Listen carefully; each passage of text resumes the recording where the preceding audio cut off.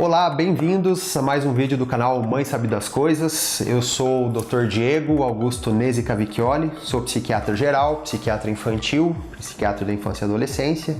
E hoje eu quero falar um pouco com você sobre a influência da família nos transtornos mentais e nos problemas emocionais e comportamentais que os filhos, as crianças, os adolescentes podem apresentar e aparentar durante o desenvolvimento deles. Muito bem,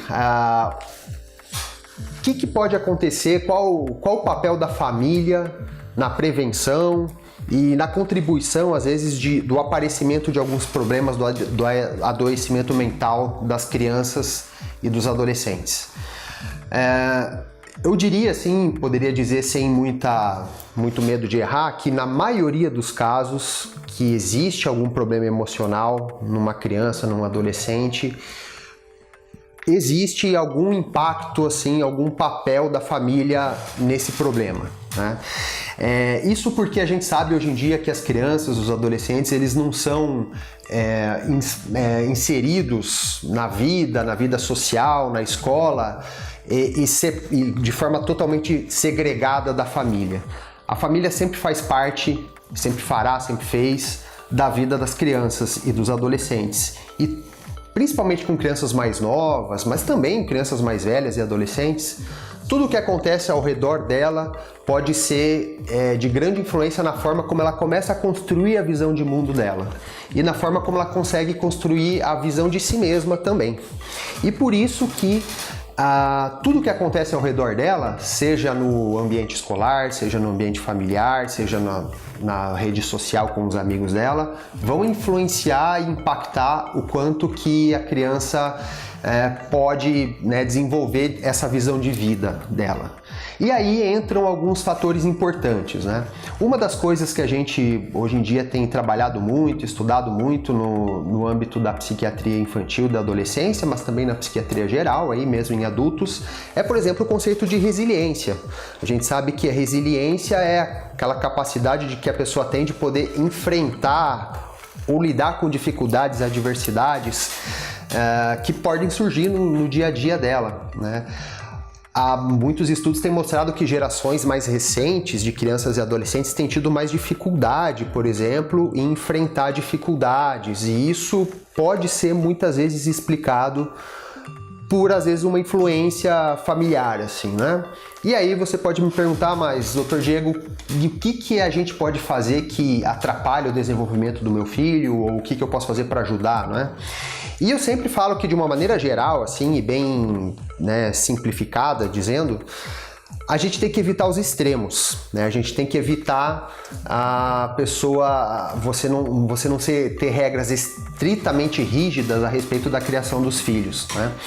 Nem para um lado nem para o outro. Então, assim, sabemos que não é legal os pais não terem supervisão dos filhos, né? Deixar os filhos totalmente à toa, não saber com quem que eles estão saindo, onde que eles estão, quem são os amigos, o que eles gostam ou não gostam de fazer. Esse é um grande problema que nós temos na sociedade atual. É muito comum os pais não terem tempo de qualidade com os filhos para passar junto, para brincar, para conhecer os interesses deles, né?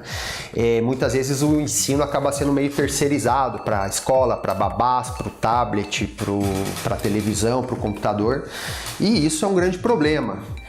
Por outro lado, né, aliado à falta de supervisão, um outro problema pode ser também o desinteresse até no aspecto afetivo, né? A gente pode até, de repente, usar um termo um pouco mais forte, como de chamar de negligência emocional, até inclusive, quando os pais, por exemplo, deixam de valorizar os sentimentos da criança. É muito comum, às vezes, a gente ver situações de os pais, com uma boa intenção, querendo ajudar o filho, dizer que o que ele está tendo não é nada, que aquilo lá é uma fase que vai passar, que ele ainda não sabe das coisas. Ora, se a gente voltar quando a gente era criança, quando a gente era adolescente, com certeza não nos agradava ouvir esse tipo de coisa. E esse tipo de coisa realmente não ajuda muito, né? A gente tem que entender que cada pessoa realmente tem um momento da sua vivência e que não dá pra gente querer que a pessoa pense exatamente da mesma forma que nós pensamos que estamos num momento diferente da vida. A gente tem que entender, muitas vezes, o mundo na cabeça também daquela criança, daquele adolescente, como que ele está enxergando as coisas, né? Bom, além disso, um outro aspecto que a gente tem que tomar cuidado, daí que é um outro extremo, é a superproteção. Então, por um lado, falta de supervisão não é bom, mas excesso de cuidado e de supervisão também é um grande problema. Às vezes tem famílias que não permitem as crianças fazerem nada, então elas ficam podadas da capacidade delas de conseguir a explorar o ambiente, se tornarem independentes, fazerem coisas por conta própria, inclusive errar por conta própria. A gente muitas vezes aprende com os nossos erros, e se os pais têm uma visão de que eles têm que, por exemplo, impedir que os filhos sofram a qualquer custo, como é que eles vão aprender com os erros deles, né? Então é importante sim que a criança ou adolescente entre em contato com frustração, com o não, com as adversidades, porque a vida vai oferecer isso para eles mais cedo ou mais tarde.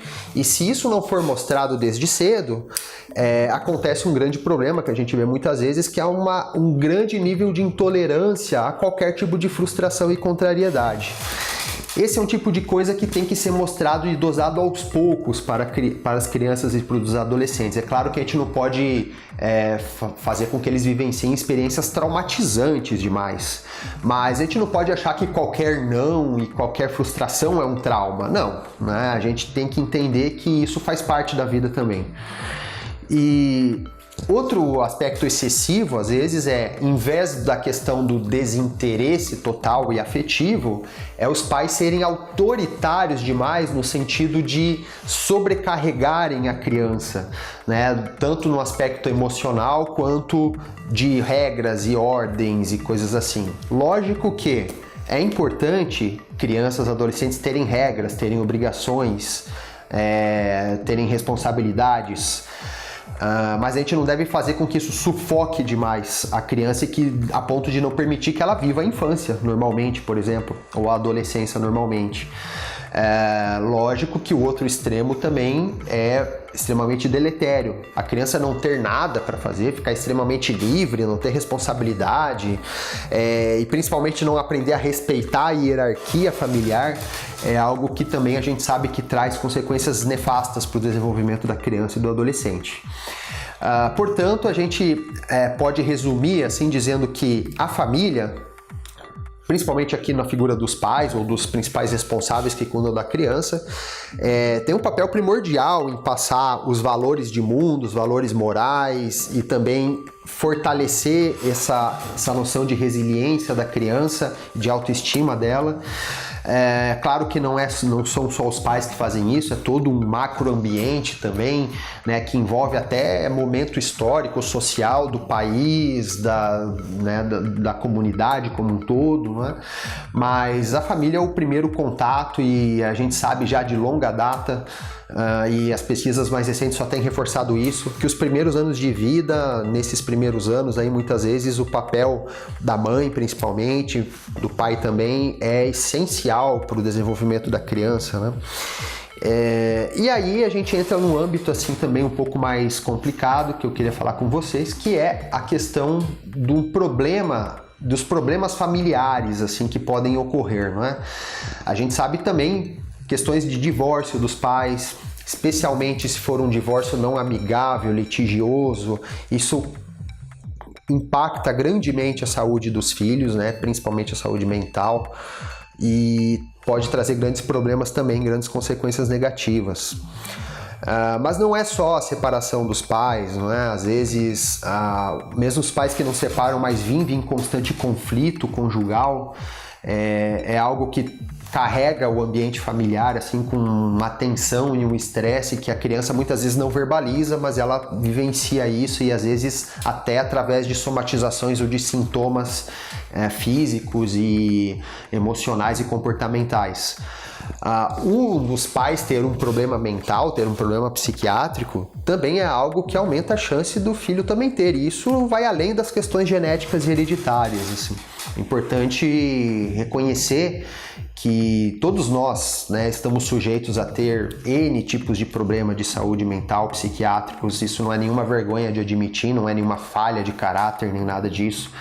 É importante que os pais percebam que na medida em que pessoas da família estão doentes, estão precisando de ajuda, é preciso correr atrás e procurar ajuda mesmo, né? Porque senão, além de você estar se prejudicando, além do problema estar causando um prejuízo na sua qualidade de vida, certamente vai impactar na qualidade de vida dos seus filhos.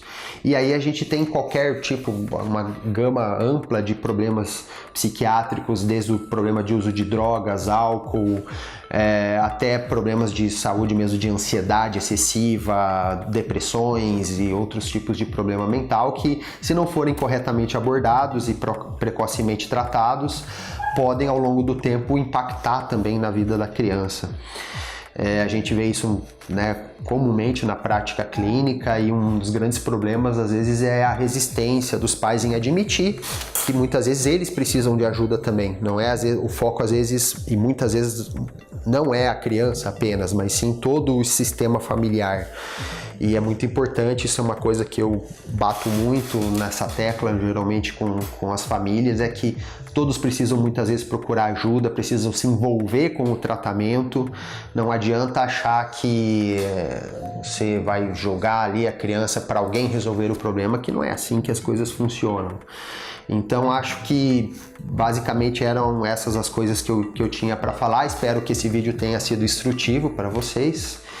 E não se esqueçam de se inscrever no canal, ativar o sininho ali de notificações para receber notícias novas do canal. E eu agradeço o canal Mãe Sabe das Coisas pela oportunidade e um forte abraço a todos.